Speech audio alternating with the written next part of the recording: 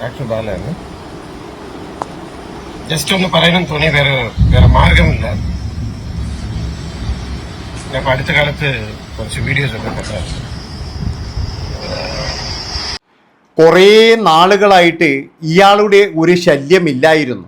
ഞാൻ വിചാരിച്ചത് ഇയാൾ എവിടെയോ പോയി എന്നാണ്. കാരണം എന്താണെന്ന് വെച്ചാൽ ഇതൊരു പൊതുശല്യം തന്നെയാണ്. എന്തൊക്കെ പറഞ്ഞു കഴിഞ്ഞാലും അതായത് ഒരുപാട് പേർക്കെന്ന് പറഞ്ഞാൽ ബുദ്ധിമുട്ടുണ്ടാക്കുന്ന ഒരു ശല്യം തന്നെയാണ് ഈ ബാല എന്ന് പറയുന്നത്. വായെടുത്ത് കഴിഞ്ഞാൽ പച്ച നുണ മാത്രമേ പറയത്തുള്ളൂ. അതായത് പലതും പറയുവാണെന്ന്. എന്തൊക്കെയാ ഇയാൾ പറഞ്ഞ നുണകൾ നിങ്ങളൊന്ന് ആലോചിച്ച് നോക്ക്. അങ്ങനെ പല നുണകളും പറയും. പിന്നെന്ന് പറഞ്ഞാൽ ഒരാൾക്ക് പോലും എന്ന് പറഞ്ഞാൽ ഇപ്പോൾ ഇയാളോട് ഇഷ്ടമില്ല. ഇയാളോട് ഇഷ്ടമുള്ള ഒരു കാലം ഉണ്ടായിരുന്നു. അന്ന് എന്ന് പറഞ്ഞ ഇയാൾ നിരന്തരമായിട്ട് ആദ്യ ഭാര്യയായ അമൃതയെയും അമൃതയ്ക്കുള്ള കൊച്ചിനെയും ആ കൊച്ചിനെ എന്നെ കാണിക്കുന്നില്ല എന്നൊക്കെ പറഞ്ഞിട്ടുള്ള ഡ്രാമകളും കാര്യങ്ങളും കരച്ചിലും പിഴിച്ചലും ഇതൊക്കെ ആയിരുന്നു. അന്ന് നമ്മളെല്ലാവരും ഈ അമൃത സുരേഷിനെ പോയിട്ട് തെറി പറഞ്ഞു. കാരണം എന്താണെന്ന് വെച്ചാൽ ഇതുപോലെയുള്ള ഒരു മനുഷ്യനെയാണോ ഒഴിവാക്കി പോയത്? ഇത്രയും നല്ല സൽസ്വഭാവി, അതുമാത്രവുമല്ല എത്ര നല്ല തങ്കപ്പെട്ട മനുഷ്യനാണ്. ആ ഒരു തങ്കപ്പെട്ട മനുഷ്യനെയാണോ നിങ്ങൾ ഒഴിവാക്കി പോയത് എന്ന് നമ്മളെല്ലാവരും അമൃതയോട് ചോദിച്ചു. അമൃത അപ്പോഴും മിണ്ടാതിരുന്നു. കാരണം എന്താ പറയുക, എല്ലാത്തിനും ഒരു അവസരം വരും. പിന്നീട് അങ്ങോട്ട് നമ്മൾ നിരന്തരമായിട്ട് അമൃതയെ തെറി വിളിക്കാൻ തുടങ്ങി. അങ്ങനെ കുറേ നാൾ കഴിഞ്ഞപ്പോൾ അമൃത അങ്ങ് പൊട്ടിത്തെറിച്ചുകൊണ്ട് പറയുകയാണ്, ഇയാളുടെ വീട്ടിൽ ഞാൻ അനുഭവിച്ച കാര്യങ്ങൾ, അതുമാത്രവുമല്ല ഇയാൾ ആരാണ് എന്നുള്ള കാര്യങ്ങളൊക്കെ അമൃത തെളിവ് സഹിതം പുറത്തു വിട്ടപ്പോഴും ശരിക്കും ഞെട്ടിപ്പോയി. അതിൻ്റെ ഇടയിൽ എന്ന് പറഞ്ഞു കഴിഞ്ഞാൽ തോക്കുകൊണ്ട് ഡ്രാമ കളിക്കാൻ പോയി. അതിൽ എലിസബത്തിനെ പെടുത്താൻ പോയി. അതായത് ഇയാളുടെ ലക്ഷ്യം എന്ന് പറഞ്ഞു കഴിഞ്ഞാൽ കുറേ കല്യാണം തമ്മിൽ ഇവിടുന്ന് കഴിക്കുക, അത് കഴിഞ്ഞ് മുറപ്പെണ്ണിനെ കെട്ടിയിട്ട് നല്ല സുഖമായി ജീവിക്കുക. അതാണ് ഇയാൾ കണ്ടൊരു സ്വപ്നം എന്ന് പറഞ്ഞു കഴിഞ്ഞാൽ. അല്ലാതെ വേറൊരു മണ്ണാൻ കട്ടിയില്ല.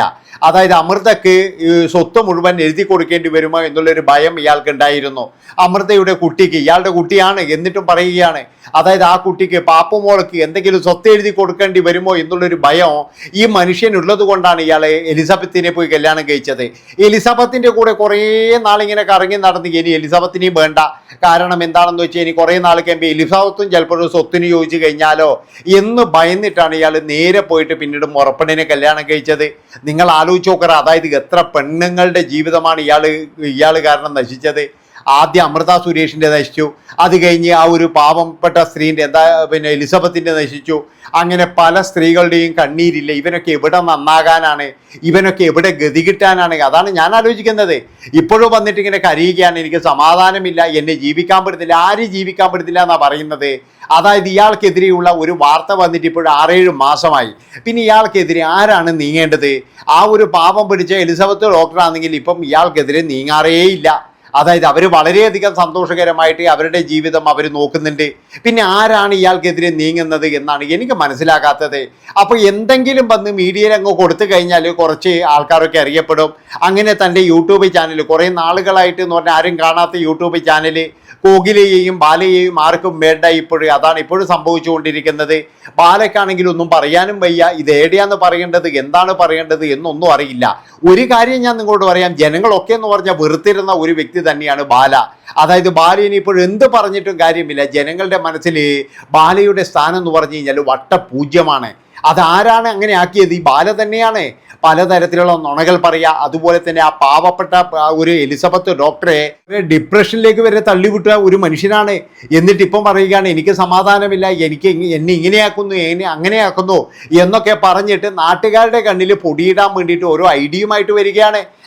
ബാലണ്ണ, ഒരു കാര്യം, ഇനിയെങ്കിലും തമിഴ്നാട്ടിലേക്ക് പോയിക്കൂടെ? വിജയണ്ണൻ അവിടെ വന്നില്ലേ, ഇനി എന്നാന്ന് അവിടെ പോകാൻ മടി? അതാണ് എനിക്ക് ചോദിക്കാനുള്ളത്. ബാലണ്ണൻ ശരിക്കും പറഞ്ഞു കഴിഞ്ഞാൽ അതിൻ്റെ കമൻറ്റ് ബോക്സ് വായിച്ചിട്ട് ഞാൻ ചിരിച്ച് എൻ്റെ പണിയൊരുങ്ങിയിടത്ത് എല്ലാവരും പറയുന്നത് എന്താ വെച്ചാൽ ഇനി എങ്ങനെയെങ്കിലും ഒന്ന് ഒഴിവാക്കണം. അതുപോലെ തന്നെ ഇതൊരു പൊതുശല്യമായി പ്രഖ്യാപിക്കണം.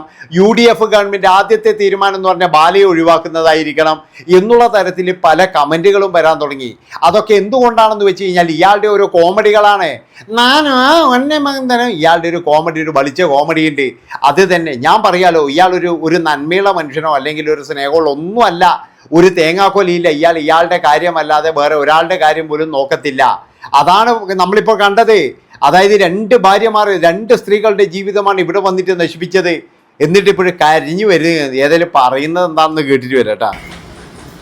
ഡോക്ടർ ബാലയാണ്. ജസ്റ്റ് ഒന്ന് പറയണമെന്ന് തോന്നി, വേറെ മാർഗമില്ല. ഞാൻ അടുത്ത കാലത്ത് കുറച്ച് വീഡിയോസ് ഒക്കെ കണ്ടായിരുന്നു. എന്റെ കാര്യം വേറെ വഴിയില്ല. 10 കൊല്ലം എന്നെ ഉപദ്രവിക്കുക. 10 കൊല്ലം ഒരു മനുഷ്യനെ ഉപദ്രവിച്ചുകൊണ്ടിരിക്കുക. In the name of law, in the name of law. ഇപ്പൊ പേരെടുത്ത് പറയാൻ പറ്റില്ലല്ലോ. അവർക്ക് എന്ത് വേണമെങ്കിലും പറയാം, എനിക്ക് പറയാൻ പറ്റില്ല. കാരണം ഞാനാണ്. ആണല്ലേ, പറയാൻ പാടില്ല. എത്ര സങ്കടം ഉണ്ടെങ്കിലും മനസ്സിലാക്കുന്നു, ചിരിച്ചുകൊണ്ടേയിരിക്കുന്നു അല്ലേ. ഈ മീഡിയയെ കുറിച്ച് ഒരു കാര്യം പറയുന്നു. മീഡിയ നല്ല കാര്യങ്ങൾ ചെയ്യുന്നുണ്ട്, നല്ല നല്ല കാര്യങ്ങൾ. ഇന്നും കൂടെ ഞാൻ ന്യൂസ് കണ്ടായിരുന്നു. നല്ല ചില സത്യങ്ങളൊക്കെ പുറത്തു കൊണ്ടുവരുന്നുണ്ട്, ചില അസത്യങ്ങളും പറയും ഫോർ ദ വ്യൂസ്. ആണാ മീഡിയയെ ചതിക്കുന്ന ഒരാളുണ്ട് കേരളത്തില്, അറിയാമോ? ഒന്നു വേണ്ട എന്ന് പറഞ്ഞ് കിടക്കുന്ന ഒരാളുണ്ട് ഇവിടെ. ഇതെല്ലാം പുറത്ത് വന്ന 10 കൊല്ലം 10 ഇയേഴ്സ് ഇപ്പൊ എനിക്ക് വിവാഹം കഴിച്ചു. എന്നുடைய വൈഫ് പിറന്ന നാളാണ്. Case case case case case എന്ത് ചെയ്യുന്ന ഞാൻ എവിടെ ഉള്ളത്? ഇന്ന് രാവിലെ വൈക്കം അമ്പലമില്ല, ശിവക്ഷേത്രത്തിൽ ഉണ്ടായിരുന്നു. ഞങ്ങളെല്ലാം കുടുംബമായിട്ട്, എൻ വൈഫ്, എൻ മാമിയാർ, അവളുടെ അനിയത്തി, എന്നോട് ചിത്തപ്പ എല്ലാവരും വന്നിട്ടുണ്ട്. കോക്കിലയുടെ പിറന്നനാൾ 2 ദിവസത്തിന് 27 വിശേഷങ്ങളുണ്ട്. ഇവിടെ നിയമമുണ്ടോ? കേരളത്തിൽ ഈ ലോകത്ത് നിയമമുണ്ടോ? അപ്പൊ എന്താ ചെയ്യുന്നത്? എന്താണ് നമ്മൾ ചെയ്യുന്നത്? മീഡിയാവെ ചതിക്കുന്ന ഒരാളുണ്ട് ഇവിടെ. അതാണ് ഏറ്റവും വലിയ ഹൈലൈറ്റ്. ഇനി എന്നെ ഉപദ്രവിച്ചാൽ ഞാൻ വലിയ പ്രശ്നത്തിൽ വയ്ക്കും. എല്ലാ സത്യങ്ങളും തുറന്നു പറയും. ഇത് നടക്കും, എഴുതി വെച്ചോളൂ, നടക്കും. എല്ലാ ഏഷ്യാനെറ്റ്, മനോരമ ന്യൂസ് എല്ലാരെയും വിളിക്കും ഞാൻ. സത്യങ്ങൾ തുറന്നു പറയും. അപ്പൊ നിങ്ങൾ നെറ്റിപ്പോവും. പട്ടാകണ്ടേപ്പാ, ഒന്ന് ക്ഷമിക്കണം. Thank you. എന്നാണ് തേങ്ങ ഉടക്ക് സ്വാമി എന്ന് മാത്രമേ എനിക്ക് പറയാനുള്ളൂ. കാരണം എന്താ വെച്ചാൽ ബാല പറയുന്നത് എന്താണെന്ന് വെച്ച് കഴിഞ്ഞാൽ, ഇനി എന്നെ ഉപദ്രവിച്ചു കഴിഞ്ഞാൽ ഞാൻ വലിയ പ്രസ് മീറ്റുമായിട്ട് വരും. എന്ത് തേങ്ങാക്കൊലിയാണ് ഇയാൾ പറയുന്നത്? ഇയാൾ ഇനി പ്രസ് മീറ്റിൽ വന്നിട്ട് എന്ത് തേങ്ങയാണ് പറയേണ്ടത്? അതായത് ഞാൻ 2 പേരെ ചതിച്ചു എന്നോ, അല്ലെ 2 പേരുടെ കല്യാണം കഴിച്ച് അവരെ 2 പേരെയും നിഷ്ഠൂരം ഒഴിവാക്കി എന്നാണോ ഇയാൾ പറയേണ്ടത്? അല്ലെ ഇയാൾ വേറെ എന്താ പറയേണ്ടത്? നിങ്ങളൊന്ന് പറ. ഇയാൾ ഇപ്പോഴെന്ന് പറഞ്ഞാൽ സുഖമായിട്ട് ജീവിക്കുന്ന എങ്ങനെ നടന്ന മനുഷ്യനാണ്. ഇപ്പോഴും കാണുന്നില്ലേ നിങ്ങൾ? എല്ലാം നശിച്ചവൻ്റെ ഒരു രോദനാണെന്നാണ് എനിക്ക് തോന്നുന്നത്. ഒരു പക്ഷേ എന്ന് പറഞ്ഞു കഴിഞ്ഞാൽ ഈ ബാലക്ക് എന്ന് പറഞ്ഞാൽ ഇവരുടെയൊക്കെ ശാപം ഉണ്ടാകും. ആ ശാപം കാരണം എന്ന് പറഞ്ഞാൽ ഇപ്പോഴും ഗതി കിട്ടാതെ ഇങ്ങനെ അലിയുകയാണ്. അതുകൊണ്ടാണ് ഇയാൾ ഇപ്പോഴിങ്ങനെ വന്നിട്ട് പലതും ഇങ്ങനെ തുറന്നു പറയും തേങ്ങയൊടുക്കും ഇപ്പോഴൊടുക്കും എന്ന് പറഞ്ഞിട്ട് ഇങ്ങനെ ഉടക്കിക്കൊണ്ടിരിക്കുന്നത്. എൻ്റെ അഭിപ്രായത്തിന് എത്രയും പെട്ടെന്ന് അങ്ങ് ഉടച്ചേക്കറ. ഇതെന്തിനാ പറയാൻ നിൽക്കുന്നത്? അപ്പൊ ഇയാൾക്കൊന്നും പറയാനില്ല.